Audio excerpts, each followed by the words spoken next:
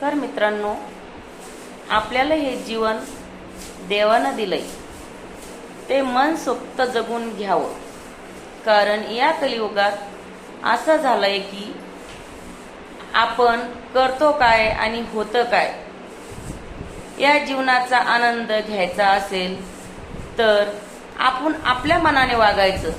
लोक आपल्याला जगूही देत नाही आणि धड मरूही देत नाही.